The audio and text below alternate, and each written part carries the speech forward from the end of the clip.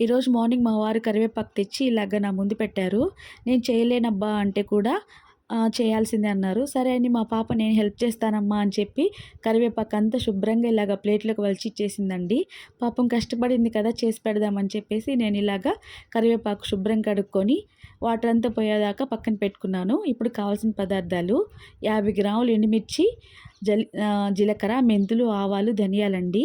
ఒక స్పూను మినపప్పు, ఒక స్పూను పచ్చిశనగపప్పు, కొంచెం చింతపండు.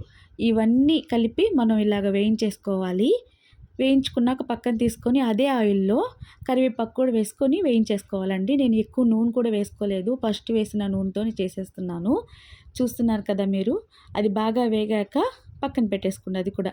ఇప్పుడు ఎండుమిర్చి అన్నీ చల్లార్చాక మిక్సీ జార్‌లో వేసుకొని ఫస్ట్ ఎండుమిర్చి పౌడర్ కొట్టుకొని, తర్వాత మన కరివేపాకు కూడా వేసేసి ఇలా పౌడర్ చేసేసుకోవాలి. వెల్లుల్లి కూడా నేను పౌడర్‌లోనే వేసి మిక్సీ కొట్టేసానండి. కనిపిస్తుంది కదా! ఇప్పుడు వేడి వేడి అన్నంలో తింటే ఉంటుందండి నెయ్యి వేసుకొని. మీకు నచ్చితే చేసుకోండి. Thank you for watching.